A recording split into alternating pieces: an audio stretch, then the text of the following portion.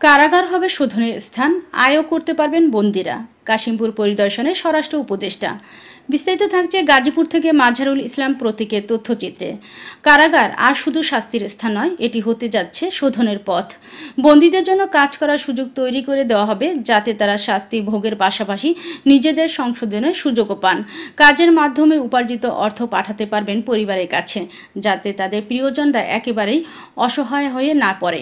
আজ মঙ্গলবার কাশিমপুর কেন্দ্রীয় কারাগার পরিদর্শন শেষে এসব কথা বলেন স্বরাষ্ট্র মন্ত্রণালয়ের উপদেষ্টা মোহাম্মদ জাহাঙ্গীর আলম চৌধুরী। একথা বলেন, বন্দীদের অনেকেই পরিবারের প্রধান উপার্জন ব্যক্তি।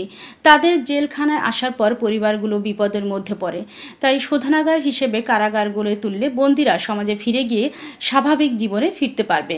পরিদর্শনের সময় তার সঙ্গে ছিলেন গাজীপুর জেলা প্রশাসক নাফিসা আরিফিন এবং কারা কর্তৃপক্ষের ঊর্ধ্বতন কর্মকর্তা। পরিদর্শনকালে উপদেষ্টা বন্দীদের জন্য রান্না করা খাবার, বাসস্থান সহ কারাগারের সার্বিক অবস্থা ঘুরে দেখেন। এ সময় তিনি কারাগারে কর্মরত কর্মচারীদের সঙ্গে মত বিনিময় করেন এবং তাদের দায়িত্ব পালনের খোঁজখবর নেন। পরে সাংবাদিকদের বিভিন্ন প্রশ্নের উত্তর দেন স্বরাষ্ট্র উপদেষ্টা। কাশিমপুর কেন্দ্রীয় কারাগার পরিদর্শনের আগে তিনি গাছা ও কোনাবাড়ি থানা পরিদর্শন করেন।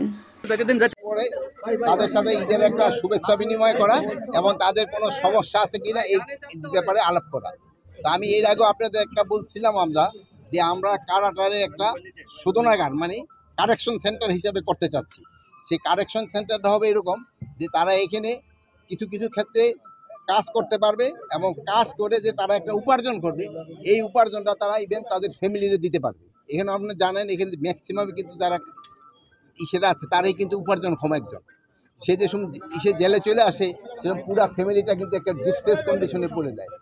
এখানে যদি একটা উপার্জনের একটা ব্যবস্থা করা যায় তো তারা এই টাকাটা ফ্যামিলিরে পাঠাতে পারবে এবং ফ্যামিলিটাও ভালো চলবে এবং তার ক্ষেত্রেও ভালো। সেও যে সময় ছাড়া পাবে সেই সময় সেও একটা ট্রেন হইয়া বের হলো, সেই সময় সে সমাজে কিন্তু অন্যের সাথে মিশেও যেতে পারবে এবং একটা কাজও করতে পারবে। এই লাইনে আমরা কাজ করে যাচ্ছি, যাতে কারাটা যেন কারেকশন সেন্টার হিসেবে করা যায়।